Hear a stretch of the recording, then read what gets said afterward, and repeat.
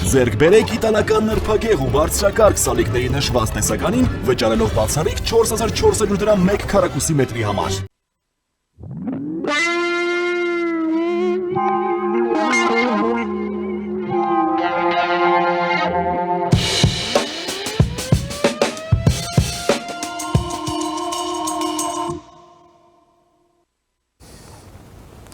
Ողջույն հարգարժան տիկնակ եւ պարոնայք, առաջին լրատվականի եթերում Մեհրաբյան on-line-ն է, ես Ռուբեն Մեհրաբյանն եմ։ Այսօրվա մեր քննարկումը կսկսենք միջազգային իրադարձություններից, ինչպես հայտնի է, Ալբանիայի մայրաքաղաք Տիրանայում հավաքվել է 6-րդ եվրոպական քաղաքական ընկերակցության գագաթնաժողովը, որին մասնակցում է Հայաստանի վարչապետ Նիկոլ Փաշինյանը։ Փաշինյանը մասնակցել է բոլոր 6-ին եւ սա 6-րդն է իր, նախորդ 5-ին բոլորին մասնակցել է։ Մինչդեռ Ալիևը Գրանադայից սկսեց խուսափել այս հավաքներին մասնակցել, հասկանալի էր թե ինչու, հենց Գրանադայում առանց իր ստորագրության մնացած փաստաթուղթը հենց դրա մասին էր, սակայն այս անգամ կարծեք թե իրավիճակ է փոխվել եւ պարոն Ալիևը այսպես մեծ էնտուզիազմով նաեւ Էրդողանը ժամանել են Ալբանիայի մայրաքաղաք եւ նույնիսկ Էրդողանը հայտարարում է, որ ինքը մեծ ակնկալիքներ ունի եւ Ալբանիայի վարչապետի հետ կդիմեն աշխարհին խաղաղության ուղերձով, սա մեջբերում է։ Եվ ահա այսօր դեռ գագաթնաժողովն իր աշխատանքները չի սկսել, բայց բազմաթիվ հանդիպումներ են տեղի ունենում միջանցքներում, տարբեր ֆոյեներում եւ մենք տեսանք, որ տեղի ունեցել հանդիպում Հայաստանի վարչապետի եւ Ադրբեջանի նախագահի միջև այսպես ոչ պաշտոնական միջավայրում, որում այդ հանդիպմանը որոշ ժամանակ անց տետատետ հանդիպմանը միանում են առանցքային ներկայացուցիչներ վարչակազմերի, մասնավորապես հայկական կողմից արտգործնախարար Արարատ Միրզոյանը եւ մամլոք հարտուղար Նազելի Բաղդասարյանն ադրբեջանական կողմից արտգործնախարար Բայրամովը եւ Ալիևի խորհրդական արտաքին քաղաքական հարցերով Հիկմետ Հաջիևը։ Այս պահի դրությամբ բովանդակային մասով որևէ հաղորդագրություն չկա ոչ հայկական, ոչ ադրբեջանական կողմից, ոչ էլ երրորդ կողմից։ Նաև մենք տեսանք, որ Էրդողանն Ալիևի հետ հանդիպեց եւ հանդիպելուց առաջ ինչ որ խոսքեր փոխանակեցին նաև Հայաստանի վարչապետի հետ եւ գոնե երկուստեք այսպես դեմքներին գոհունակություն մենք տեսանք, բայց սա միայն այսպես արտաքին տպավորությունն է եւ որը ոչինչ կարող է եւ չասել բովանդակության մասին։ Ինչևէ, ուշագրավ էր նաեւ այն, որ հանդիպում տեղի ունեցավ Փաշինյանի եւ ֆոն դեր Լայենի միջև, Կայա Կալլասի եւ Անտոնիո Կոշտայի հետ։ Եվ մենք տեսանք հաղորդագրությունը, կոմյունիկեն այդ հանդիպումների արդյունքում եւ այն, որ մեծապես կարևորվում է այն օրենքը, որը Հայաստանի ազգային ժողովն ընդունեց, կապված Եվրամիությանը մեր լիիրավ անդամակցության գործընթացի մեկնարկի հետ։ Մի օրինագիծ էր դա, հիշեցնեմ, որը քաղաքացիական նախաձեռնությամբ էր ի հայտ եկավ եւ դրվեց այդտեղ շուրջ 60,000 ստորագրություն եւ նախաձեռնել էին 3 արտախորհրդարանական կուսակցություններ եւ մի շարք հասարակական կազմակերպություններ։ Այս ամենը իհարկե ձևավորում է մի նոր շրջափուլ Հայաստանի արտաքին քաղաքականության մեջ, նաև այն սերտորեն շահկապված է այն ներքաղաքական անցուդարձի հետ, որը մենք տեսնում ենք եւ որն էլ քաղաքական բովանդակության առումով ավելի հասկանալի կարող է լինել։ Փորձենք հասկանալ։ Եվ այդ նպատակով ես մի հարգարժան հյուր եմ հրավիրել մեր տաղավարում, սիրով ուզում եմ ներկայացնել, մեր այսօրվա հյուրն է քաղաքացիական պայմանագիր խմբակցության անդամ, падգամավոր Լուսինե Բադալյանը, բարով եք եկել Տիկին Բադալյան, շատ շնորհակալ եմ հրավերս ընդունելու համար։ Բարև ձեզ, ես եմ շատ շնորհակալ հրավիրելու համար։ Տիկին Բադալյան, դուք ուշով հետևում եք այսօրվա այդ միջոցառմանը, անցուդարձին, վերջին օրերի իրադարձություններին, հա, որոնք ուղղակիորեն կամ անուղղակիորեն առնչվում են կամ կարող են առնչվել մեր պետությանը, մեր պետության անվտանգության միջավայրին, դե նաև այսպես էպիկենտրոնում եք այն ներքաղաքական, եթե կարելի է այդպես կոչել, այդ անցուդարձին, ձեր գնահատականը ինչ է այսօր տեղի ունենում Տիրանայում եւ ինչ ակնկալենք դրանից ձեր գնահատականը համեցեք։ Շնորհակալ եմ հարցի համար, փորձեմ հնարավորինս ամփոփ պատասխանել։ Տեսեք, այսօր բոլորը մեծ հուզմունքով, նույնիսկ անհամբերությամբ հետևում են իրադարձություններին, որոնք տեղի են ունենում Տիրանայում, որովհետև կարծում եմ, որ նույնիսկ մեր հասարակությունը երկար ժամանակ սպասում էր օրինակ Նիկոլ Փաշինյանի եւ Իլհամ Ալիևի հանդիպմանը, որևէ ֆորմատով, որևէ քննարկման։ Եվ նույնիսկ ընդդիմությունը օգտվելով այդ առիթից, որ որոշ միջոցառումների ժամանակ կամ մեկը կամ մյուսը ներկա չէր գտնվում, փորձում էր դրա վրա քաղաքական դիվիդենդներ այսպես շահել, անընդհատ շահարկելով այդ փաստը, որ հարգանքի բացակայություն կա կամ միևնույն է ոչինչ չի լինելու, պատերազմի վտանգ կա եւ բնականաբար այդ քննարկումները չեն լինելու եւ դրա համար են կողմերը խուսափում այդ հանդիպումներից եւ կարծում եմ, որ այսօրվա հանդիպումը այն էլ նույնիսկ վստահաբար կարելի ասել, որ նորմալ մթնոլորտում, ոչ լարված մթնոլորտում, կարծում եմ, որ շատ սպասելի էր բոլորի համար, ոչ միայն քաղաքական գործիչների, քաղաքական թիմերի կողմից էր սպասված, այլ նաև հանրությունը եւս դրան շատ սպասում էր։ Ինչ են խոսել, մենք այս պահին որևիցե մեկս չենք կարող իմանալ, կարող ենք ենթադրել, բայց վստահ եմ հաշվի առնելով այն թափանցիկությունը, որով առաջնորդվում է համենայն դեպս մեր կառավարությունը, կարծում եմ, որ որոշակի տեղեկատվություն կամ այսօրվա կամ հաջորդ օրերի ընթացքում անպայման կառավարությունը կներկայացնի եւ գոնե մոտավորապես իմանանք, բայց այնուամենայնիվ ես առաջարկում եմ նաեւ չմոռանալ, որ որոշ ժամանակ առաջ նաեւ արտաքին գործերի նախարարությունը իր ճեպազրույցներից մեկում ակնարկեց, որ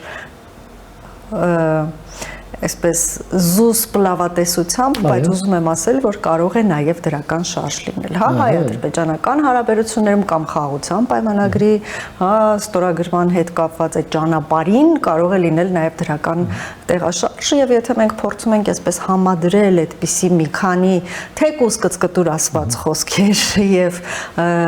ամփոփել դրանք այսօրվա հանդիպումից ստացված տպավորություններով, կարծում եմ, որ ելի մի փոքր լավատեսություն կարող է համակել բոլորիս։ Տիկին Բադալյան, փաստորեն մարտի 13-ին, երբ հայտարարվեց, որ խաղաղության պայմանագրի տեքստը այլևս վերջնականացված է եւ այդ մասով ավարտվել են բանակցությունները։ Եվ բանակցությունները պետք է արդեն ընթանան որոշելու համար տեղը, ժամը, օրը եւ այլն, որ դա արդեն համաձայնեցված է, երբեք ստորագրում, ինչը տրամաբանական է։ Ադրբեջանը սակայն այլ մոտեցում ցուցաբերեց, այդ համաձայնեցված տեքստից դուրս ինչ որ հարցեր սկսեց բարձրացնել։ Երեկ էր վարչապետը Ադրբեջանի հանրային հեռուստաընկերության լրագրող ներկայացած անձին, հա, կարճ 9-10 րոպեանոց երկու հարցի պատասխան տվեց, պատասխան տալով թե ինքը ոնց է պատկերացնում։ Ինչ եք կարծում, այդ հարցերը որքանով են լուծելի այն ֆոնին հայտարարությունների, որոնցով հանդես են գալիս եվրոպացի պաշտոնյաները, օրինակ, որ Մենք ակնկալում ենք, որ օր առաջ պետք է պայմանագիրը ստորագրվի մի կողմից, մյուս կողմից էլ այն, որ արդեն ֆոն դեր Լայենի հայտարարությունն է, որ մենք պատրաստ ենք ներդրումներ կատարել տարածաշրջանում այդ փոխկապակցվածության ձևավորման մեջ, հա, մոտավորապես այս ձևով։ Ձեր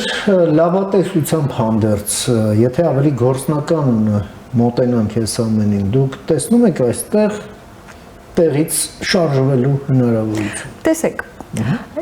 այս հարցը արդեն տարիներ շարունակ տրվում է, հա, եւ այս հարցին անընդհատ տարիներ շարունակ համենայն դեպս գոնե ես փորձում եմ պատասխանել, որ սա իսկապես շատ երկարատև եւ շատ քրտնաջան աշխատանք է պահանջում։ Հաշվի առնելով, թե երկու երկրներում ներքաղաքական իրավիճակները եւ ընդհանուր առմամբ սկսած սոցիալ-հոգեբանական, հա, տեսանկյունից մինչև քաղաքական բավականին բարդություններ կան եւ երկու երկրներն էլ առանձին պիտի հաղթահարեն դրանք եւ միևնույն ժամանակ պիտի կարողանան իրար հետ բանակցել, հա, եւ հաշվի առնելով յետ պատերազմյան հոգեվիճակը, հա, էմոցիոնալ հնարավորինս հոգեվիճակը, կուտակված այդ ատելությունը, լարվածությունը, նախ դրանք է պետք հաղթահարել եւ յուրաքանչյուր երկրի ներսում տեղի ունեցող քաղաքական իրավիճակը։ Բնականաբար սա երկարատև process է։ Ես էլի շարունակում եմ մնալ լավատես, իմ լավատեսությունը բացարձակապես չի խամրել որևիցե բան, բայց կարծում եմ միևնույն է շատ արագ ակնկալ, շատ արագ արդյունքների պետք չի սպասել։ Այստեղից այն կողմել դեռ շարունակում ենք մենք ունենալ մարտահրավերներ, որոնք պիտի հաղթահարվեն ժամանակի ընթացքում։ Մեր քաղաքացիներն էլ բոլորը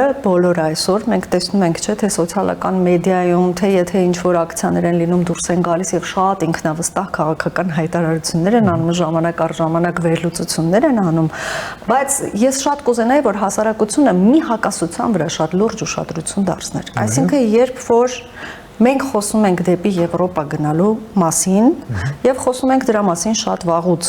հատկապես լուրջ սկսել ենք խոսել այն պահից, երբ որ վարչապետը հայտարարեց, որ մենք պատրաստ ենք, հիշում եք այդ արտահայտությունը, այնքան մոտ լինել Եվրոպական միությանը, որքան որ կընձեռվի դրա համար հնարավորություն։ Մենք խոսում ենք դրա մասին, բայց բաց ենք թողնում, մենք չենք բաց թողնում, հասարակությունը բաց է թողնում մի պահ, որ դա հնարավոր է անել միայն այն դեպքում, երբ միջազգային այս կոնֆլիկտները մեր, հատկապես մեր եւ Ադրբեջանի, մեր եւ Թուրքիայի միջև լուծված կլինեն, առնվազն սառեցված կլինեն, այսինքն կոնֆլիկտային իրավիճակում որևիցե քաղաքական միավոր չի սպասում։ Կոնֆլիկտ հրահրողներն էլ հենց դրա համար էլ հրահրում են։ Իհարկե, հրահրում են այդ կոնֆլիկտը, նաև մեր հասարակությունը պիտի դա էլ հասկանա, քաղաքական այն անցուդարձը, որ կատարվում է մեր երկրում, դա միայն երկրի ներքաղաքական հարց չէ։ Սրանք փոխկապակցված են, խիստ փոխկապակցված են արտաքին եւ ներքին քաղաքական իրադարձությունները, որոնք տեղի են ունենում։ Եվ հետևաբար երևի պետք է շատ པարզ բացատրել հասարակությանը, որպեսզի հասկանան, ոչ թե պետք է գնալ Եվրամիություն, որպեսզի չունենալ կոնֆլիկտ հարևանների հետ, այլ պիտի չունենալ կոնֆլիկտ, որպեսզի կարողանալ մտնել Եվրամիություն։ Եվ սա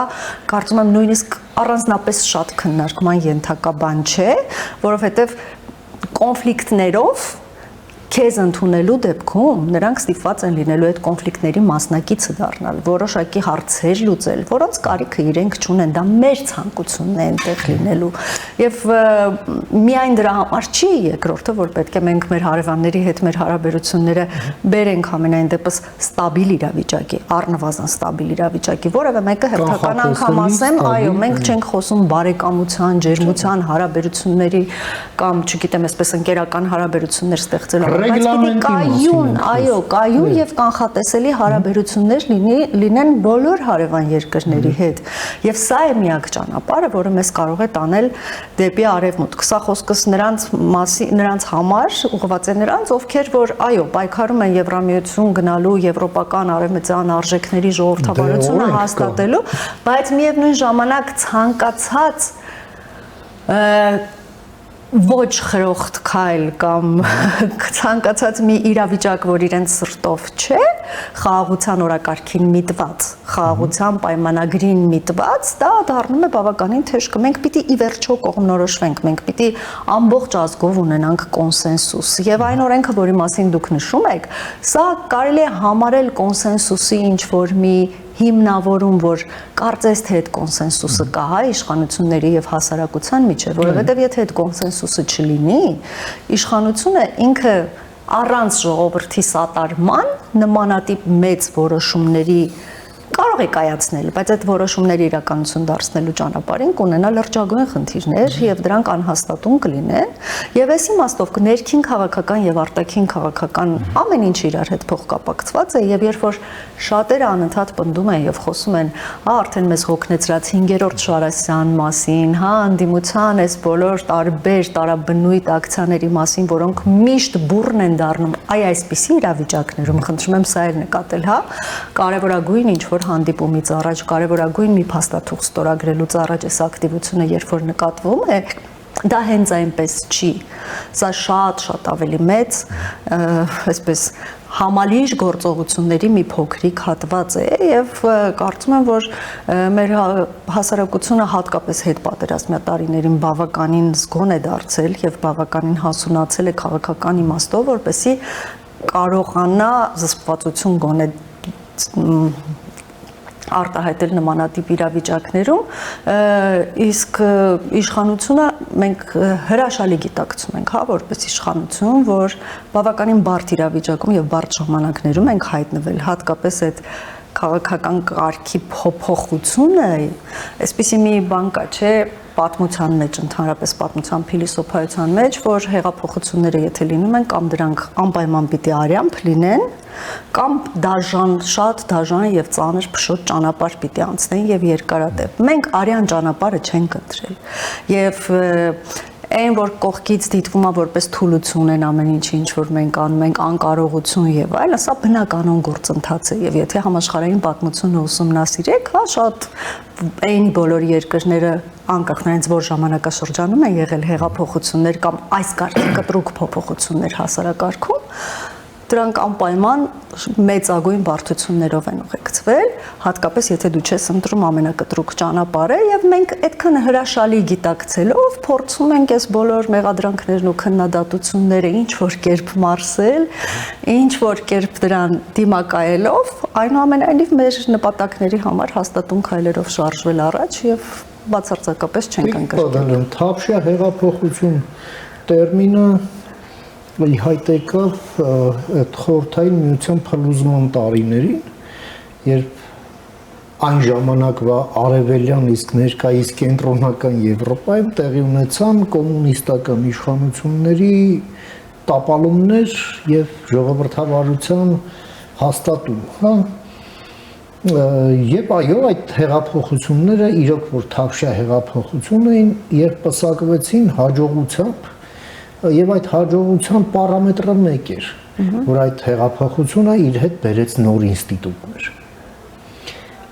Եվ այդ ամենն էլ ամրագրվեց ՆԱՏՕ-ի անդամակցությամբ, հետո մոտավորապես տարբերությունը մոտ 5 տարի էր կազմում, հետո Եվրամիության անդամակցությամբ եւ այդ ժամանակ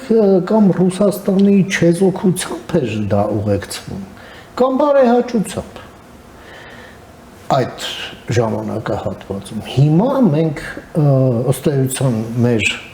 մոտ տեղի ունեցած թավշյա հեղափոխությունը Ռուսաստանի հիբրիդային պատերազմի հետ է բախվում։ Այո, ասեմ ինչու ժամանակների կներեք, ընդ որում այդ հիբրիդային պատերազմ բնորոշումը Հայաստանում ասում է ոչ թե ինչ որ մի քաղաքական գործիչ առանձին վերցրած կամ ասենք քաղաքական վերլուծաբան կամ լրագրող, դա ասում է մեր պետության թիվ 2 պաշտոնյան, ձեր ազգային ժողովի նախագահը, այդ բառակապակցության առանցքային բառը պատերազմն է, հա? Եվ Չէ, եւ ուրիշ բան եմ ուզում ասել, նախ համեմատություն անցկացնելը 2018-ի եւ հետ գնանք 80-ականներ, 90-ականներ, դուք կարծում եք, որ այն ժամանակ Ռուսաստանի Դաշնությունը այլ ընտրանք ուներ, քան թույլ տալու, որ Խորհրդային Միության անդամ երկրները ընտրեն իրենց ճանապարհը։ Ուներ արդյոք այնքան ռեսուրս բոլորին կառավարելու եւ ստիպելու ետ կանգնել այդ ամենից։ Կարծում եմ, որ ոչ, եւ նաեւ հիշենք արևելյան եվրոպական մի շարք երկրներ, որոնք դրանից Խորհրդային Միության փլուզումից տասնյակ տարիներ առաջ սկսել էին իրենց պայքարը եւ ամեն անգամ անհաջողության էին մատնվել։ Ու շատ ծանր կորուստներով, արյունահեղությամբ, հետո ռեպրեսիաներով, շատ ծանր բաներով են անցել արևելյան Եվրոպայի, հենց այդ արևելյան եվրոպական երկրները, այսինքն նրանց այդ պայքարը, այդ ամեն ինչ որ դուք համարում եք, որ մեծ հաջողությամբ պսակվեց անմիջապես, այդպես շատ երկար ճանապարհ էին անցել, նրանք դրան պատրաստ էին։ Մենք չենք կարող այս առումով համեմատվել արևելյան Եվրոպայի երկրների հետ։ Սա մի մաս, եւ երկրորդը, որ Ռուսաստանն էլ այդ պահին եւ հիմա իհարկե շատ տարբեր Ռուսաստաններ են եւ հետեւաբար մենք լրիվ այլ պայմաններում այ հեղափոխությունը Հայաստանում 18 թվականին միանգամայն այլ պայմաններում եւ այլ քաղաքական իրավիճակում մենք այս խորքերը պիտի փորձենք իրականում ճիշտ հասկանալ եւ ճիշտ համեմատություններ անել, որ հասարակությանն էլ պարզ լինի, եւ հիմա քանի որ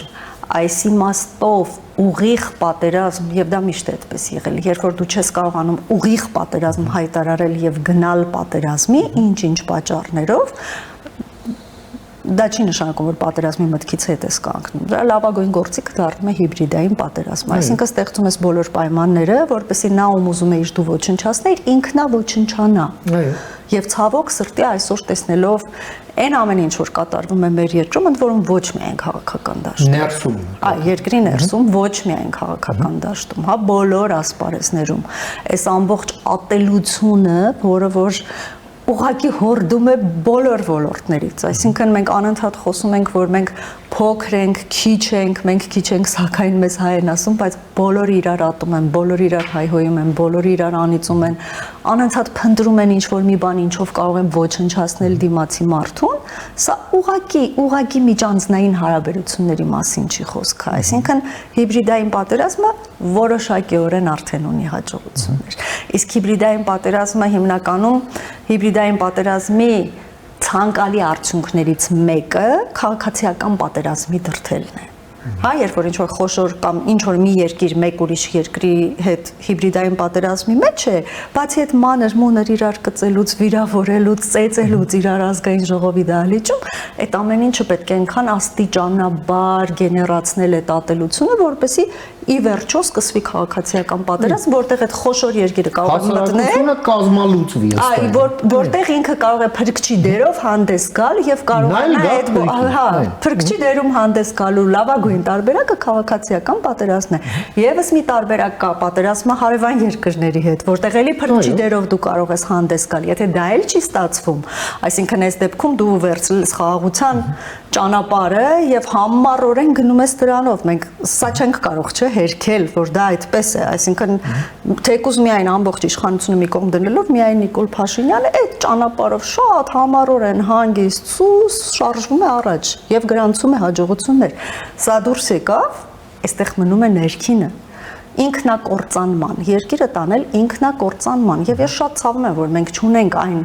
բավարար գիտելիքը եւ բավարար դաստիարակությունը, բավարար հանդուրժողականությունը մեկս մյուսի նկատմամբ, որ կարողանանք դրան դիմակայել։ Այն դեպքում, երբ որ քիչ առաջ իմ նշած արևելյան եվրոպական երկրները դրանք շատ արագ հաղթահարեցին, այսինքն իրենք իրար դեմ դուրս չեկան։ Եվ նրանց հաջողության գրավականը հենց դա էր։ Իսկ տեսնելով, թե հիմա ինչ է կատարվում, բնականաբար հասկանում ես, որ մենք կարծես թե մի փոքր դժվարություններ ունենք այս առումով։ Տիկին Բադալյան, դուք ազգային ժողովում եք եւ մասնակցում եք բոլոր լիակումար նիստերին եւ ամեն անգամ այդ կորդե բալետը, որը տեղի է ունենում եւ այն երկու այսպես կոչված ընդդիմադիր խմբակցությունները, որ ամեն անգամ ինչ մակարդակի միջադեպեր են հրահրում, հա, դա արդեն ուղղակի ինչ ասում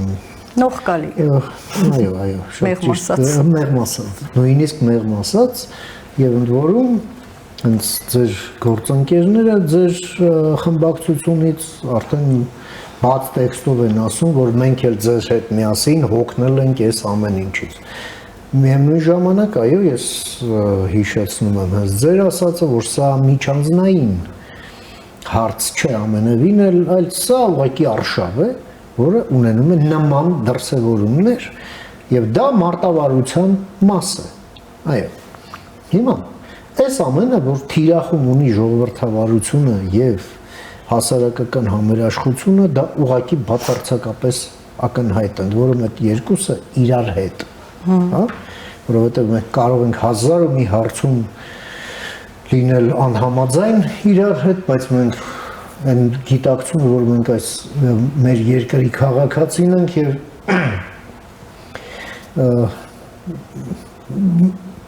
դա ինքնին արդեն մեզ միավորում է։ Մինչդեռ այստեղ մենք տեսնում ենք այնպիսի անտագոնիզմ, որ կարող է քարի վրա չթողնել։ Հիմա եվրոպական ժողովրդավարություններն էլ են բախվում նման իրավիճակների եւ դրա համար տալիս են օրենսդրական իրավակիրառական լուծումներ եւ նման աղբակույտը չի կարող լինել ուղղակի քաղաքականության սուբյեկտ, ընտրական գործընթացի սուբյեկտ, ուղղակի դնում ու դուրս են շպրտում։ Մեր մոտ ոնց որ քաղաքացիների մոտ այսպես մի քիչ անտերության զգացում կա եւ այն մտայնությունը, որ նրանց գիտեք ինչ, մենք ոնց որ հասկանում ենք սմարթիկ ուզում են գոյակցեն այս աղբի հետ, մեզ էլ թողել են անպաշտպան, մենք էլ գնանք մեր հարցերը լուծենք։ Արդյունքում մենք ստանում ենք պայմանական վարդանիկ ինչ-որ մի լոկալ տեղում եւ ստանում ենք սպառնալիք ստանալու համապետական վարդանիկի իր դրոշագով, չգիտեմ, Ռուսաստան, Բելարուսով եւ այլն եւ այդպես շարունակ։ Նման մտավախություններ եւ մտահոգություններ, այո, կան, նկատի չունեմ քաղաքական թիմում, հիմնականում շատ դրսում մարդիկ անընդհատ մտահոգված այդ մասին հարցնում են, պարզապես քաղաքացիները, ծանոթ, անծանոթ, որ արդյոք հնարավոր է, որ այն ամենը, ինչի համար մենք պայքարում էինք, ջուրն ընկնի։ Ընդունում ենք, որ դժվար ժամանակներ են, հանդուրժում ենք, պիտի փորձենք հաղթահարել, բայց կա հավանականություն եւ այն էլ մեծ հավանականություն, որ մի հարվածով այդ ամենը կարող է ոչնչանալ եւ անմիջապես մղձավանջը ետ վերադառնա եւ ետ վերադառնալով էլ ավելի ծանր է լինելու, չի լինելու նույնը ինչ որ կար մեր կյանքում մինչև 18 թվական, այսինքն շատ ավելի ծանր է լինելու են վրեժ խնդրություններ հասարակ քաղաքացիների նկատմամբ, վենդետաներ են լինելու, շատ ավելի հասունացած կերպով կոռուպցիոն դրսևորումներ, այո, սարսափելի կա այդպիսի հավանականություն, ինչ խոսք, բայց մենք նրա համար ենք, որ կարողանանք այդ ամենը կանխել եւ ի վերջո առաջնորդել, համենայն դեպս գոնե այնպես պահել քաղաքական դաշտը, որ իրականում քաղաքական հասուն եւ ինչպես ասեմ, դրական ճիշտ քաղաքական ուժեր ձևավորվեն, որոնք իրապես կմտածեն ժողովրդի մասին եւ երկրի բարգավաճման մասին, այլ ոչ թե իշխանությունը վերցնելու եւ զավթելու մասին։ Տեսեք, բոլորովին վերջերս գործուղման էինք եվրոպական, այսպես զարգացած երկրներից մեկը, ոչ արևելյան Եվրոպա չէ, այլ երկրներ, արևմտյան եվրոպական երկրներ, որտեղ որ իշխանությունը եւ ընդդիմությունը բացարձակ տարբերություն չէին դնում իրար միջև։ Այսինքն պարլամենտի անդամը իր համար դա այսպես ցածր մի բան չէր, նվաստացուցիչ մի բան չէր լինել ընդդիմություն, այլ մեծ հպարտություն էր լինել ընդդիմություն։ Այսինքն օրենսդիր իշխանության մաս է, դրա մասին է խոսքը եւ այստեղ բացարձակ էս պայքար էս ամեն ինչը չկա եւ դու հասկանում ես ինչու ես երկրում այսքան հանգիստ, այսքան կիրթ, այսքան գրագետ մարդիկ զբաղվում են իրենց երազանքներ իրականություն դարձնելով, արվեստ, մշակույթ, ամեն ինչ իր հունի մեջ ընկած շարժվում է առաջ, արդյունաբերություն, չգիտեմ, ինչ որ կա։ Եվ սրա պատճառը այն է, որ ինչ որ մի խումբ չի ուզում զավթել իշխանությունը մյուս խմբից, որպեսի հարստանա, որովհետև դրա հիմքում դա է դրված։ Ինչպես որ աշխարհի բոլոր պատերազմների հիմքում է, աշխարհի բոլոր պատերազմների հիմքում է դա ընկած, ոչ թե գաղափարը իրականում, հա, իրականում պատերազմների հիմքում է տնտեսական շահը ընկած։ Այդպես էլ իշխանազավթման հիմքում է, այլապես բոլոր քաղաքական ուժերը կհասկանային, որ շատ կարևոր է ուղղակի մասնակից լինել երկրի կառավարմանը, անկախ նրանից քո անունը իշխանություն է, թե ընդդիմություն, որովհետև դու իշխանության մաս ես։ Մենք պիտի դրան կարողանանք հասնել։ Այդ ճանապարհը շատ բարդ է, որովհետև մենք երիտասարդ պետություն ենք, որովհետև երկրները, որոնց մասին ես խոսում եմ, 100-ամյակից ավել ունեն այդ պարլամենտները։ Մի քանի 100 տարի ունեն նույնիսկ այդ պարլամենտները, իրենք հասցրել են ձևավորվել, կայանալ, հասկանալ, ժողովրդի հետ այդ կոմունիկացիան կարողացել են 100-ավոր տարիների ընթացքում բերել մի կետի, մենք այսպես շատ արագ ուզում ենք ունենալ նաև երբեմն այնպիսի արդյունքներ, որոնց այլ երկրներ հասել են դարերի ընթացքում։ Մենք կարող ենք ունենալ այդպիսի արդյունքներ, որովհետև եթե նկատել եք ժամանակը շատ, այսպես ամեն ինչ իրադարձությունները շատ արագ են տեղի ունենում, հա, նույնիսկ գիտությունն է շատ արագ զարգանում, ամեն ինչը շատ արագ է, արագացել է կյանքը շատ։ Մենք կարող ենք դա ունենալ, բայց դա կարող ենք ունենալ միայն մի դեպքում, երբ որ մենք հասկանանք, որ ժողովրդավարությունն է ընկած ամեն ինչի հիմքում։ Գիտության, արվեստի, ամեն ինչի հիմքում, ընդհանրապես զարգացման հիմքում դրված է ժողովրդավարությունը։ Մեկս մյուսի կարծիքը պիտի կարողանանք հարգել, այսինքն պիտի լինի բազմակարծություն, պիտի լինեն կարծիքների եւ մտքերի բախումներ։ Իսկ ժողովրդավարությունը պաշտպանելու կարիք չունի։ Ժողովրդավարությունը պաշտպանելու կարիք ունի, բայց այստեղ, գիտեք,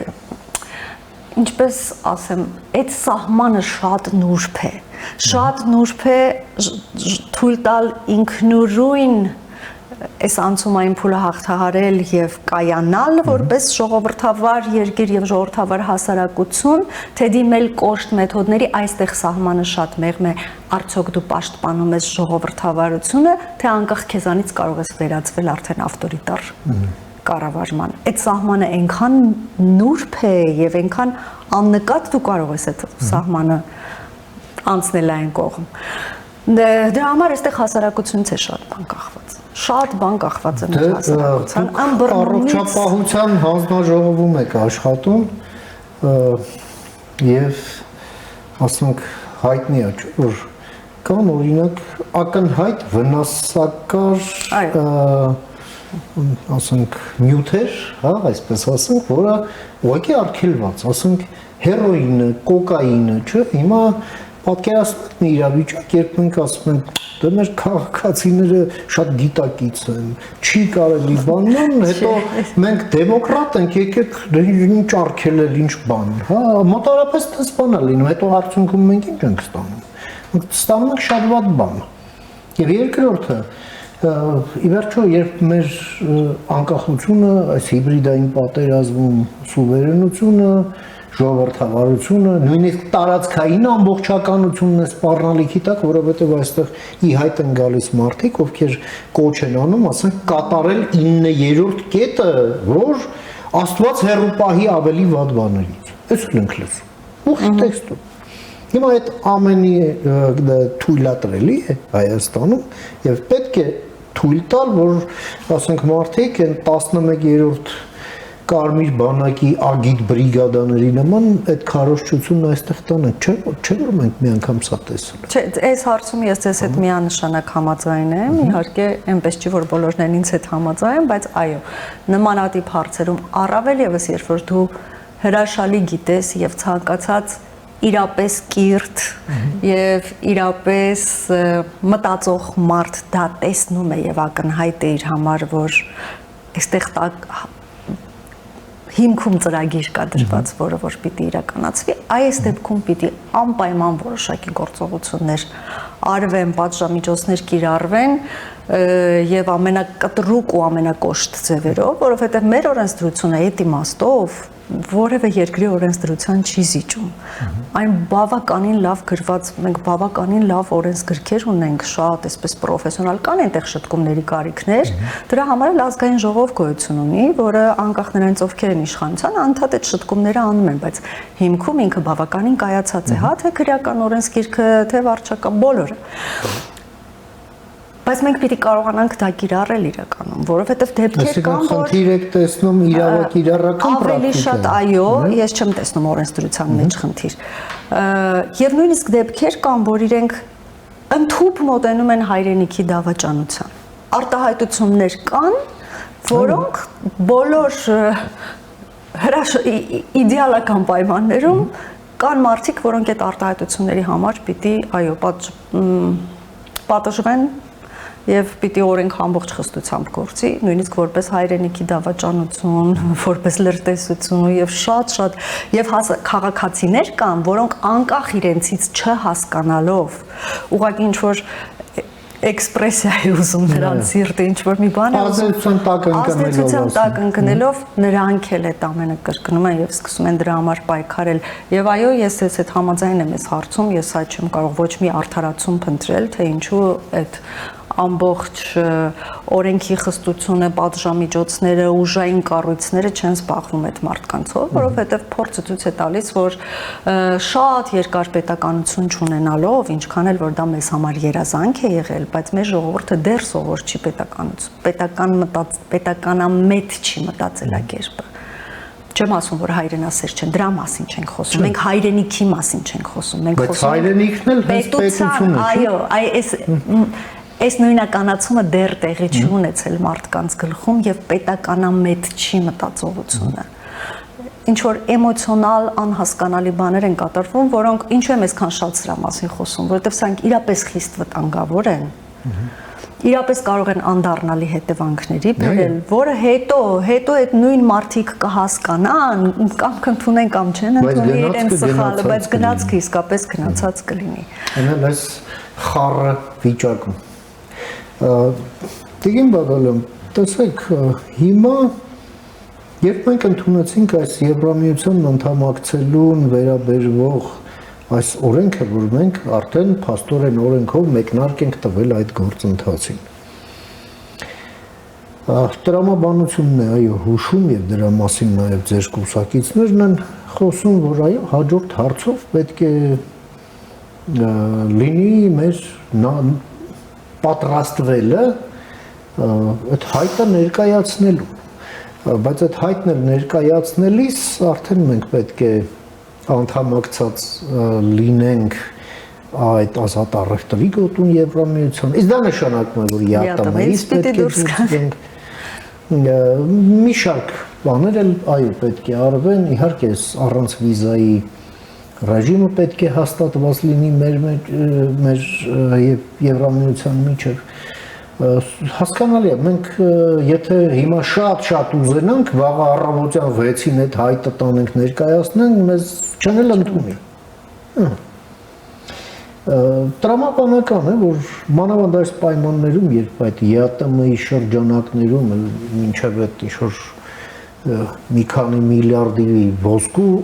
վերարտահանումներ տեղի ունենում, հետո ինչ-որ թանկարժեք քարերի, հիմա պրծավ է տանում, հենա, մեր պետական վիճակագրական ծառայությունը ցույց է տալիս այդ ամենը ու նաև զգալի աշխատանք է տարվում դիվերսիֆիկացիային ուղղված, բայց հիմա հասարակության մոտ նաև հարց է առաջանում, դե բերեք մի հատ հասկանանք կամ քննարկում լինի, մենք ինչ ժամանակացույցով ենք հիմա առաջնորդվում, որ պատրաստ լինենք, գանք հասնենք այն կետի, որտեղ մենք պատրաստ ենք հայտը տալու շանսով, որ մեր հայտը կընդունեն։ Համեցեք։ Տրամաբանական չի։ Տրամաբանական է, բայց ուզում եմ ասել, էլի ուզում եմ վերադառնալ այն կետին, որտեղից սկսվեց մեր զրույցը։ Համեցեք։ Եթե մենք խոսում ենք Եվրամիությանը անդամակցելու անդամակցելուն ուղղված գործողությունների մասին, արդեն շատ հստակ հողի վրա գործողությունների մասին, նորից ուզում եմ հիշեցնել, մենք պիտի ունենանք անվտանգային բարեհարմար միջավայր։ Այսինքն մենք չպիտի ունենանք կոնֆլիկտներ։ Հետևաբար այս պահին հնարավոր բոլոր ռեսուրսները ուղղված են հիմնականում, չեմ ասում ամբողջային, հա, կային ժամանակներ, եթե հիշում եք 90-ականներին մարդիկ ամեն ինչի ձրկված են, որովհետև գիտեին, որ պատերազմ է։ Այդպես չեն, այդպես չէ ամեն ինչը ուղղված կոնֆլիկտի լուծմանը, մնացած բոլոր խնդիրներն էլ շարունակում են մնալ ուշադրության կենտրոնում, բայց առաջնահերթություն է դա, որովհետև երբ որ մենք կունենանք այդ կայուն եւ երկարատև խաղաղությունը, այդ ժամանակ դա մեզ թույլ կտային մնացած բոլոր հարցերին մեծ եւ ամբողջական թափով անդրադառնալու, բայց սա միևնույն ժամանակ չի նշանակում, որ մենք հասարակությանը չենք նախապատրաստում, թե տնտեսական հարցերը, թե առողջապահական, որը որպես պայման է դրված, դրա համար եմ ասում, հա, առողջապահության ապահովականությունը հիմնական պայմանն է վիզայի ազատականացման համենայն դեպս այս գործընթացի հիմնական երկու պայմաններից մեկն է, 2 թե 3։ Այսինքն տնտեսական, առողջապահական, կրթական, օրենսդրական իմաստով, հա, օրենքների որոշակի փոփոխություններ եւ հարմարեցումներ արվում է այդ ամբողջ աշխատանքը, բայց դրանք տեսանելի չեն դեռևս, որովհետև երբեմն իրադարձություն, անգամ երբ որ դուք պատրաստվում եք ձեր անձնական կյանքում որևէ իրադարձության, առաջին փուլը տեսանելի չի լինում ձեր նախապատրաստվելու։ Ինչ որ մի փուլից է դա դառնում արդեն քննարկումների, երբ որ դու այդ որոշումը արդեն հստակ կայացրած, արդեն մոտավորապես պատկերացումներ ունենալով, նոր սկսում ես հարազատների հետ քննարկել, սա ինչպես անենք, դա ինչպես անենք։ Այսինքն մենք այդ փուլին կարելի ասել ընդհուպ մոտեցել ենք, բայց չենք կարող ասել արդեն այդ փուլում ենք մենք, որպեսզի կարողանանք հանդիպումները համենայն դեպս վկայում են, որ այդտեղ էլ ինչ-որ մի նոր լիցք ենք ստանում, ոնց որ ես դա եմ ուզում ասել, օրինակ 3 որևէ մեկը պատկերացնում էր, որ մենք այսօր դրական նոտայով խոսելու ենք, հա, այդ հանդիպման մասին կամ այդ հանդիպումների մասին։ Համենայն դեպս խոսքս նրանց մասին է, ովքեր որ հստակ օրակարգից տեղյակ չէին։ Այո։ Ամեն ինչ արվում է, ամենայն դեպս կարծում եմ, որ մի բանում վստահ պիտի ասեմ, որ որևէ ջանք չի խնայվում եւ միևնույն ժամանակ այո մեզ փորձում են շեղել, փորձում են նույնիսկ կռվով, հայհոյանքներով կռիվների մեջ ներքաշել, տարբեր կերպ թիրախավորել, հա, ուժեղ այսպես կամերաները պահել վրան տեսնել, երբես փռշտալու կամ երբես ինչ որ մի շարժում անելու, որից սկանդալ է կարելի դարձնել, չգիտեմ ով ինչ որ մի սխալ արեց, ամեն ինչ արվում է հիբրիդային պատերազմի շրջանակներում, որպեսզի մենք շեղվենք։ Բայց ուզում եմ հավատացնել եւ հավաստիացնել, որ որևէ մեկը տրամադրված չէ շեղվելու այն ճանապարհից, որը որ Հայաստանի Հանրապետությունը տանում է դեպի ժողովրդավար, անվտանգ, զարգացած եւ կայուն պետություն, որը ապրում է նաեւ ծանր ժամանակներ խաղաղության մեջ իր հարևանների հետ, առանց որի դա հնարավոր եւ այդ խաղաղությունը պիտի դարձնել կայուն շատ փոքր ժամանակով խաղաղությունը շատ մեծ բան տալ չի կարող։ Միևնույն է, երբ այդ մտավախությունը կա, երբ այդ վտանգը կախված է, դա այսպես կաթվածահար է անում ամեն ինչ։ Թե երկրի ներքինը, թե մարդկանց անձնական, հա, կյանքը, ամեն ինչը կաթվածահար է անում, երբ որ վտանգ կա պատերազմի։ Այսինքն մենք ձգտում ենք ունենալ չասեմ հարատև, այդպիսի բան չի լինում, բայց երկարատև խաղաղություն, հնարավորինս երկարատև եւ կայուն խաղաղություն ունենանք, որպեսզի մենք կարողանանք մեր երկիրը, որը ունի այդ պոտենցիալը, ինքը իսկապես ունի այդ պոտենցիալը, եւ որպեսզի կարողանանք կենտրոնանալ այդ պոտենցիալի, այն վերհանելու եւ այն օգտագործելու ի բարօրություն մեր սերունդների, բայց մեզ առաջին հերթին իհարկե պետք է խաղաղություն։ Շատ շնորհակալ եմ, Տիկին Բադարյան, ձեր այս կարևոր եւ հանգամանալից ձեր դիտարկումները մեր հեռուստադիտողին ներկայացնելու եւ ձեր ժամանակից մեր եթերին հատկացնելու համար։ Շնորհակալ եմ ձեզ։ Ահա մենք լսեցինք մեր գործընկերոջը, ազգային ժողովի падգամավոր, քաղաքացիական պայմանագիր կուսակցության խմբակցության անդամ Լուսինե Բադալյանին իր դիտարկումները կապված մեր արտաքին եւ ներքին անելիքների հետ։ Կարդաթարից հետո կվերադառնանք, մնացեք առաջին լրատվականի հետ։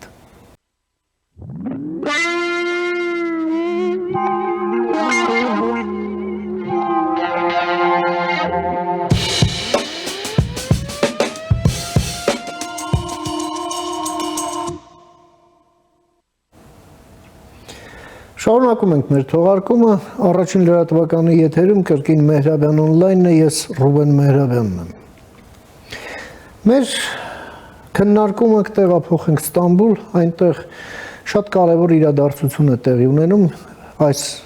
3 եւ ավելի տարիների ընթացքում առաջին անգամ ռուսական եւ ուկրաինական պատվիրակությունները պետք է հանդիպեին, հանդիպումը տեղի ունեցավ, սակայն ոնց որ ուկրաինական պատվիրակության կողմից հայտարարություններում ասվում է, որ բանակցությունները տեղի ունեցան եւ ավարտվեցին ոչնչով։ Բացի դրանից էլ արդեն Զելենսկին եւ Էրդողանը մեկնում են Տիրանա, Ալբանիա, որտեղ 6-րդ գագաթնաժողովն է եվրոպական քաղաքական ընկերակցության, իսկ չկայացած բանակցությունները կամ արդյունք չտված բանակցությունները չեն կարող մնալ անհետևանք։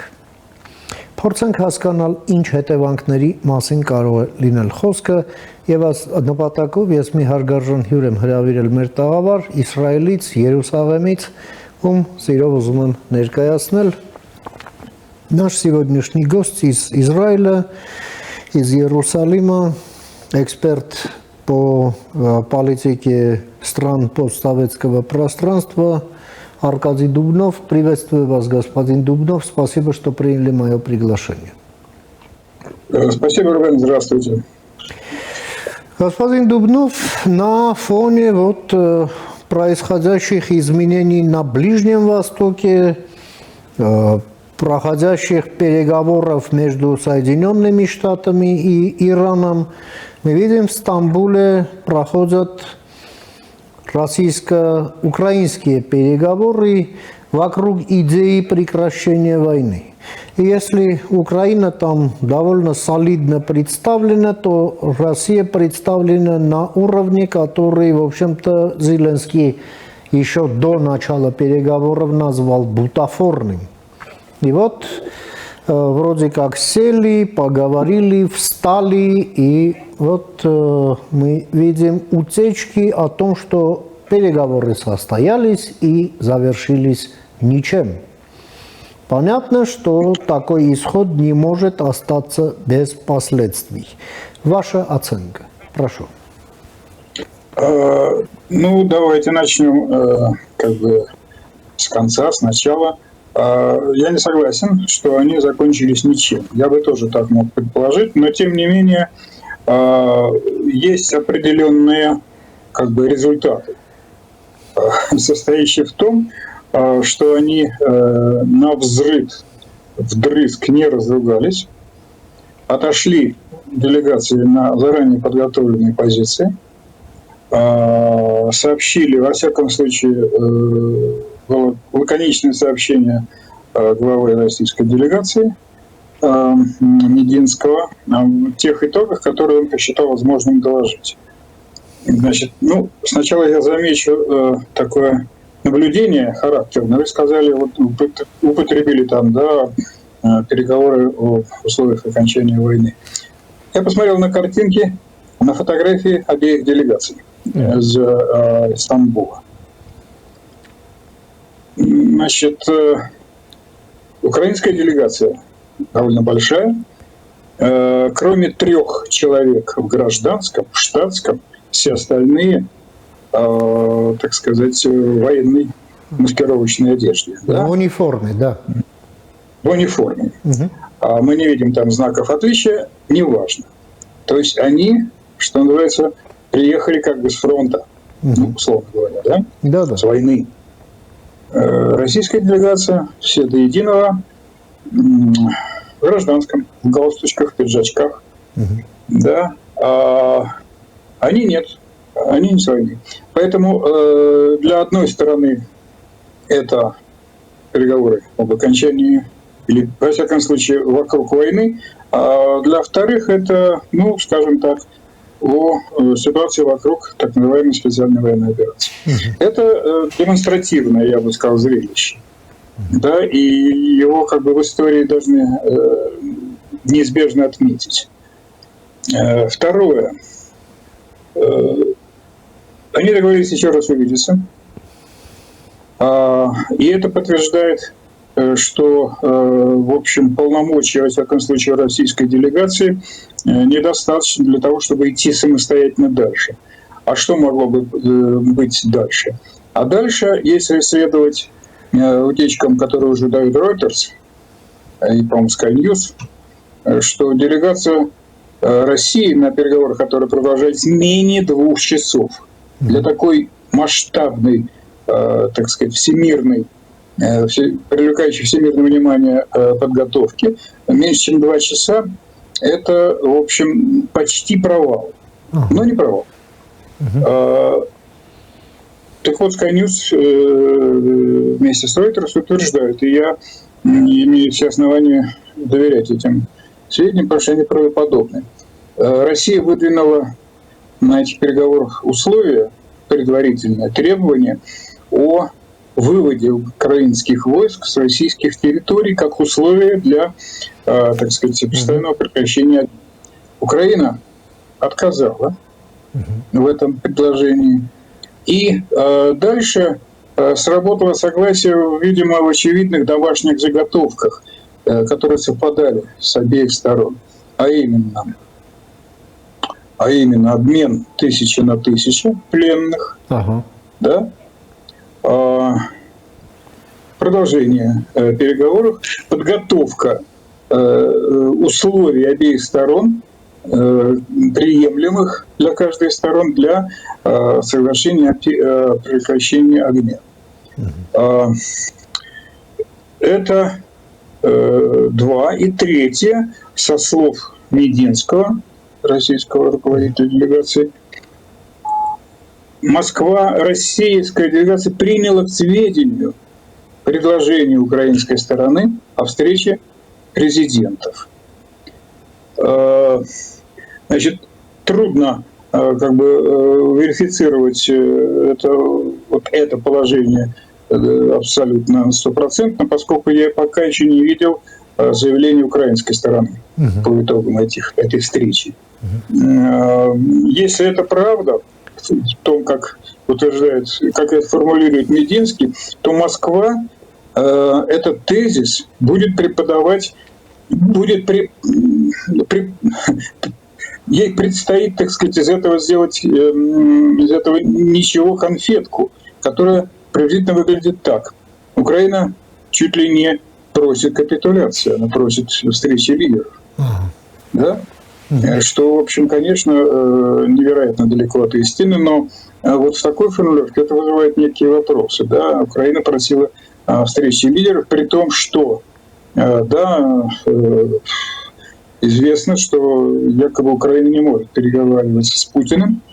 запретив это отдельным указом президента Зеленского. Правда, на это Зеленский ответил, что запрещено всем, кроме него самого, вести переговоры с Путиным. Да? То есть это, в общем, похоже на сапоги в смятку, уже если честно говорить. Вот такого рода обмен, так сказать, предложениями или контрпредложениями. Но важно то, что стороны, повторяю, не разбежались, готовы встретиться, как только будут готовы вот эти все, значит, новые домашние заготовки. И самое забавное, что обе, ну, во всяком случае, одна из сторон тут же решила доложить о результатах Дональду Трампу. То есть, как, так сказать, старшему смотрящему за этими переговорами, все лидеры Европейской четверки, Франции, Германии, Британии и Польши, вместе с Зеленским уже связались по телефону с Трампом, который выразил готовность позвонить самому Путину и обсудить ход переговоров.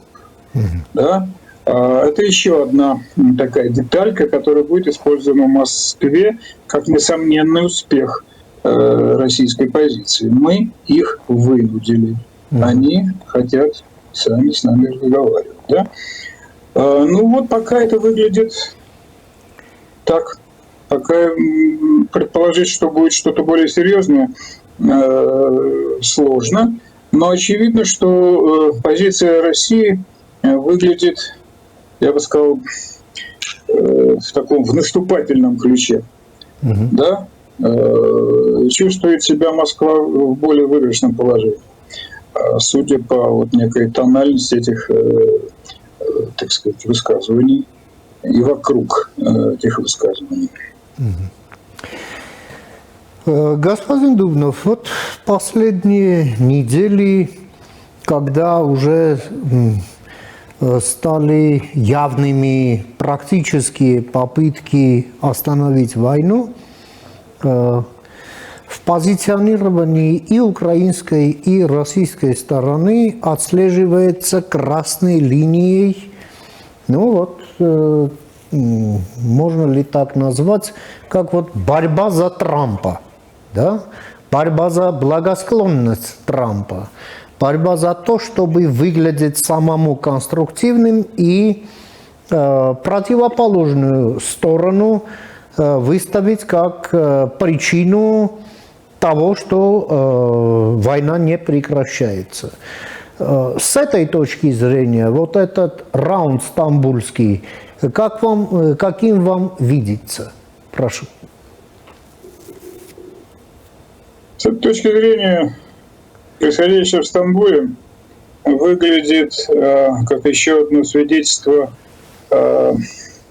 превосходства американского лидерства мирового, которое так или иначе определяет ход текущей геополитики мировой. Как бы вы ни относились к Трампу, как бы вы ни относились к его, так сказать, эскападам, которые, в общем, очень несоразмерно привык к той дипломатии, к которой мы привыкли, начиная там со времен, скажем, Киссинджера, да, или даже того же Громыка с Примаковым. Ничего подобного нет. Да, а есть абсолютно, так сказать, я бы сказал, экспрессивная нарциссическая уверенность Дональда Трампа в том, что его воля настолько, так сказать, необъятна и настолько непререкаема, что она способна ломать, так сказать, все заграждения. Да? И мы видим, хорошо это или плохо, нравится нам это или не нравится, что, в общем, скорее это оправдывается, нежели опровергается. Да? Вот, собственно, я так вижу результат Стамбула. Кроме того, это еще и подчеркивается абсолютно выразительными, так сказать, характеристиками самого Трампа со стороны всех участников, и правильно это заметили, я согласен, который выражает постоянную ему благодарность за участие в этом процессе, в том числе со стороны Путина. Это было сказано, да? Так что, да, в общем, такое ощущение, что в самой старшей группе, так сказать, мировых лидеров внимательно наблюдают и пытаются, так сказать,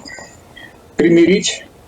лидеров другой, более младшей группы между собой. Да, и внимательно присматривают, как они вообще слушаются старших или не слушаются. К старшим я сюда подключаю еще и китайского председателя Си.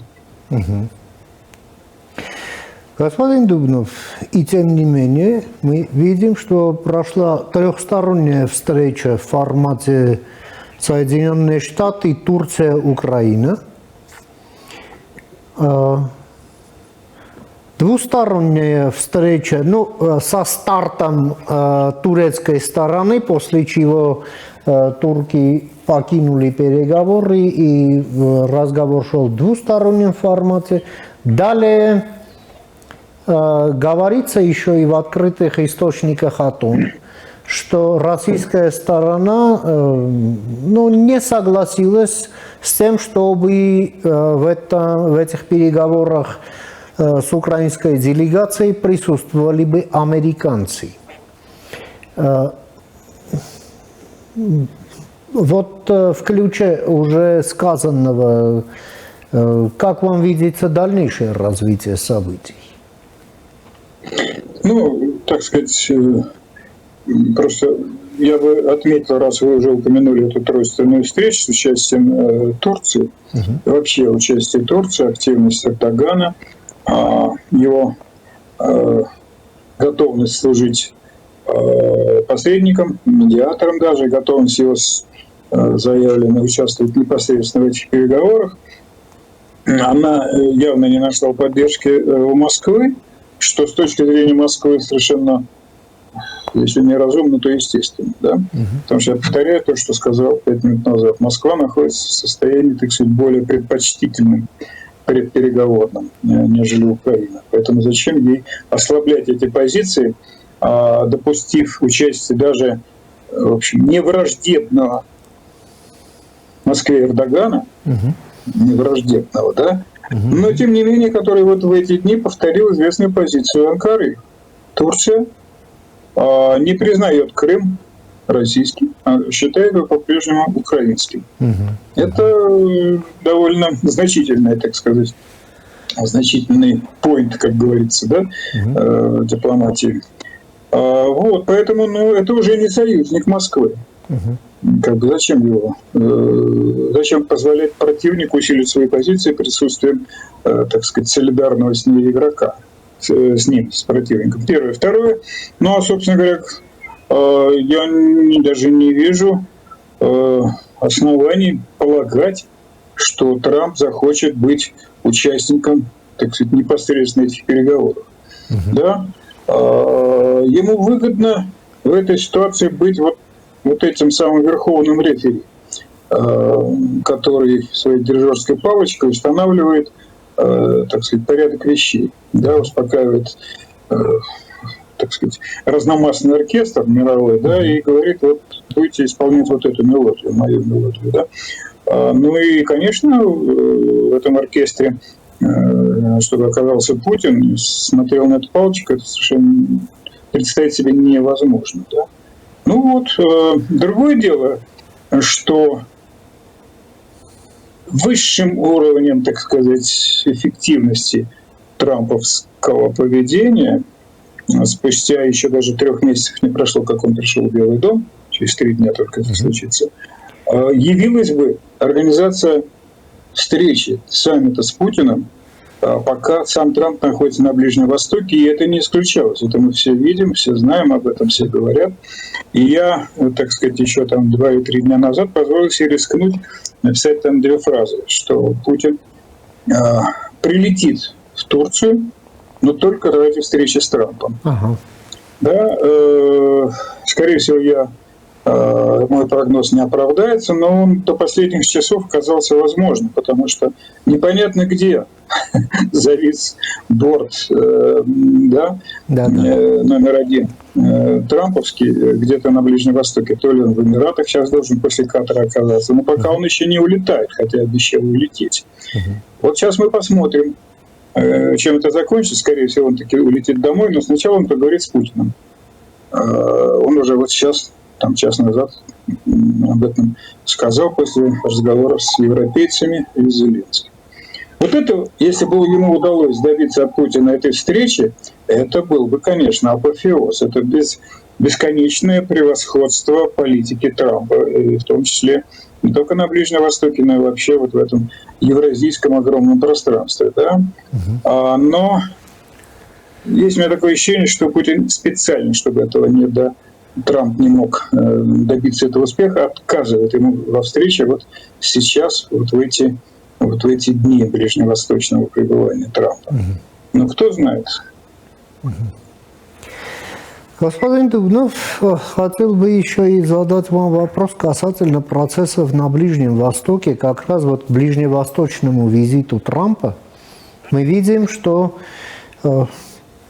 трамповский визит в Саудовскую Аравию, в Катар, а теперь еще и в Объединенные Арабские Эмираты сопровождается подписанием соглашений на такие астрономические суммы. и по инвестициям в экономику Соединенных Штатов, и по оборонным закупкам, да, это как-то вот меняет балансы, которые устанавливались вот в течение последних десятилетий на Ближнем Востоке. И мы также видим отмену очень важных визитов американских должностных лиц в Израиль. И я из открытой прессы читаю о том, что в Израиле с большим беспокойством следят за всеми этими процессами, включая переговоры между Соединенными Штатами и Ираном. Ваш взгляд, прошу, что вы усматриваете в этом и какое развитие, дальнейшее развитие событий вам представляется наиболее вероятным? Прошу вас. Я начну с конца, после чего можно было поставить точку, так сказать, уже извините. Перечисление, значит, тех событий, которые произошли с участием при лидерстве Трампа на Ближнем Востоке, при отсутствии его визита в Израиль. При этом в скобках замечу, что ни один визит американского президента, на память не только моей, но и других наблюдателей на Ближний Восток, не обходился без посещения Израиля. Но вместо него в этот раз приезжал Стив Витков, спецпредставитель, беседовал с Беньямином Нетаньяху. Да. Значит, ну, я скажу, мое ощущение, что основанное на наблюдением израильской реакции, доступной мне, во всяком случае. Израиль, его его политикум, его лидеры политические, да и даже военные, еще раз утверждаются в том, что Израиль, как всегда, должен полагаться на самого себя, обеспечивая безопасность своего будущего существования и выживания. Только опора на собственные силы, как в свое время, так сказать, был такой лозунг.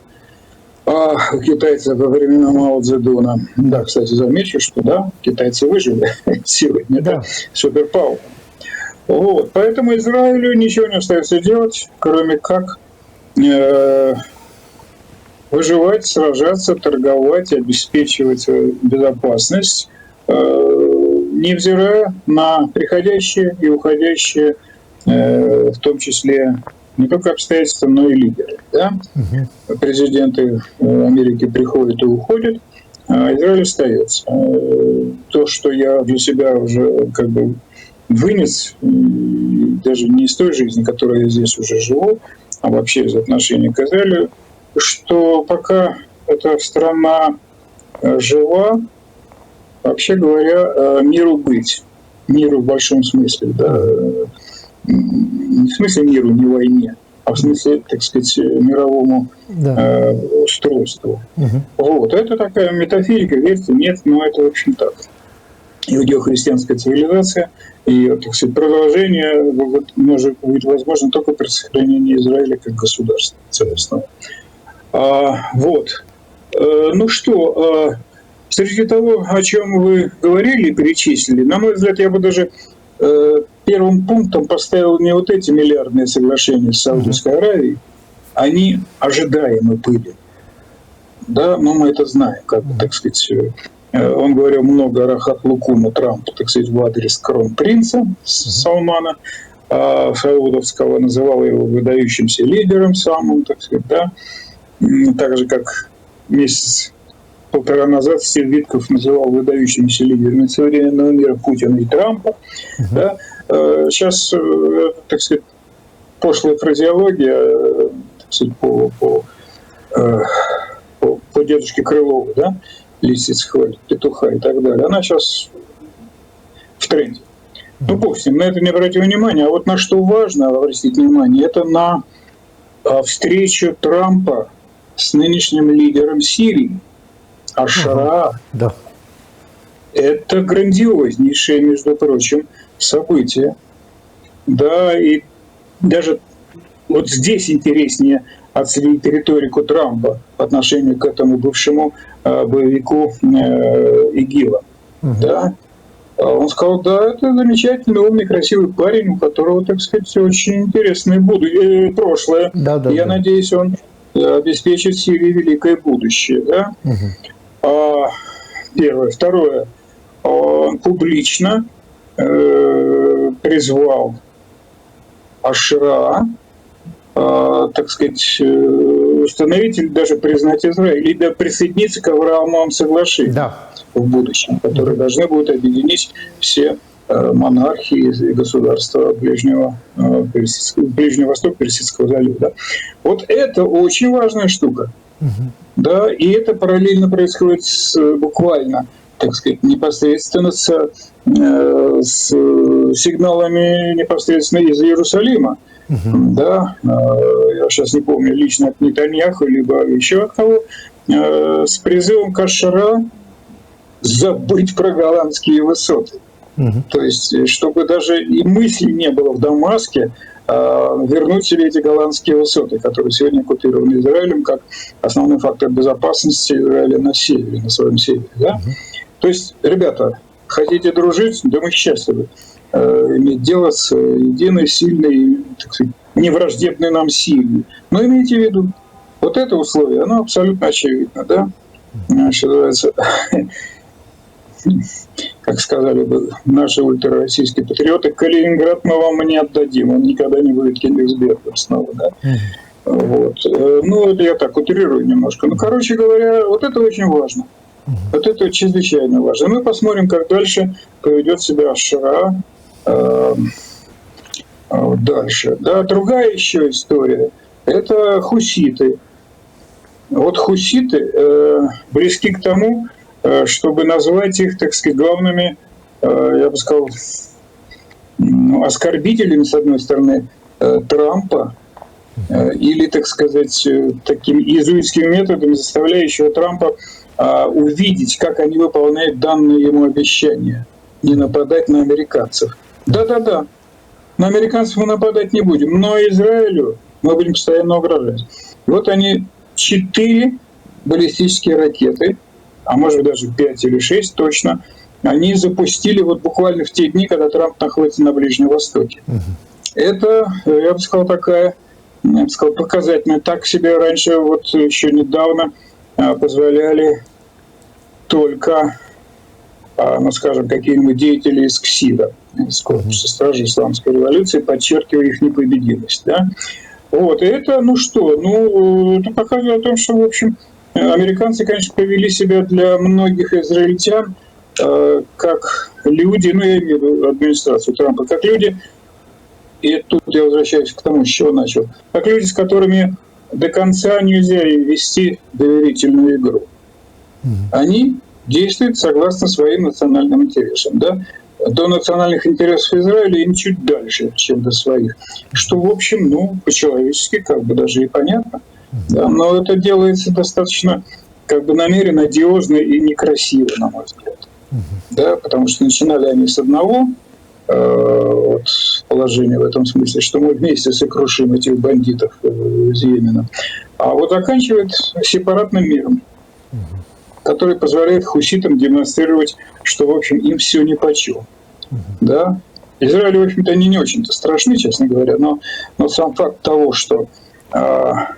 единый фронт борьбы против этих бандитов, в общем-то, раскалывается, это еще один урок для Израиля. Очень серьезный, очень, может быть, даже драматический, но не трагический.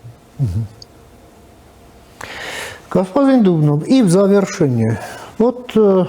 американский спецпредставитель по Ближнему Востоку Стивен Уиткоф выступил с заявлением из 2 тезисов касательно нашего региона в контексте Авраамовых соглашений. Ну, первое, что он сказал, что администрация Трампа приложит усилия к тому, чтобы финализировать заключение мира между Арменией и Азербайджаном. Но это ясно. Второе, что он сказал, это то, что возможно, Армения и Азербайджан также подключатся к Авраамовым соглашениям. На что, считанные часы спустя, армянский МИД на уровне пресс-секретаря выступил с заявлением о том, что да, с американцами мы ведем диалог о мире в нашем регионе и обсуждаются разные идеи. Примерно вот в таком ключе. Как вам кажется, причем тут наш регион и Авраамовы соглашения, да, каким боком это все объединяется в какой-то интеграл, на ваш взгляд? Знаете, бывают определенные интегралы, бывают неопределенные. Кажется, если я помню хоть что-то из алгебры, да, фигня все, грубо если сказать, попытка подтянуть мир на Южном Кавказе к Авраамовым соглашениям. Это абсолютно траповская, так сказать, риторика, которая, на мой взгляд, сегодня, в общем, достаточно выглядит бессодержательно. Я бы сказал, что здесь даже больше должно обидеться в Баку, потому что их хотят, так сказать, сделать одним из участников, причем таких чуть ли не маргинальных, огромного комплекса, так сказать, соглашений, которые делаются под диктат Вашингтона. Ильхам Гейдарович Алиев не таков, чтобы, так сказать, оказаться мелкой частью огромного, так сказать, огромных достижений. Он сам по себе устанавливает правила игры, сам будет называть возможные соглашения с Арменией по-своему. Дай бог, чтобы это соглашение когда-нибудь было подписано. Поэтому, я, честно говоря, вам скажу, Рубен, я первый раз слышу про то, что была такая идея от Виткофа, значит, все это в этот мешок засунуть. Авраамово соглашение большой такой. Извините, чтобы он не оказался только мусорным, этот мешок, понимаете. Все, что я хочу сказать. Я несколько раздражен господином Виткофом, может, это я не сумел скрыть. Понятно. Спасибо вам, господин Дубнов. Спасибо за ваши очень важные наблюдения, которыми вы поделились с нашими телезрителями о вашей прекрасной стране, скорейшего мира и процветания. Спасибо, что уделили время нашему эфиру. Всего доброго. Спасибо, дорогой Роман. Спасибо, всего доброго. До свидания. Ամենք զրուցեցինք մեր գործընկերոջ հետ Իսրայելից, Երուսաղեմից, հետխորհրդային երկրների քաղաքականության հարցերով փորձագետ Արկադի Դուբնովի հետ լսեցինք իր դիտարկումները կապված Ստամբուլում տեղի ունեցող ռուս-ամերիկյան հարաբերությունների, ինչպես նաև Մերձավոր Արևելյան վերջին փոփոխությունների հետ։ Այսօր թերևս այսքանը հարգարժան տիկնայք եւ պարոնայք, կհանդիպենք Կիրակի օրը, խաղաղություն եւ բարի ննձես։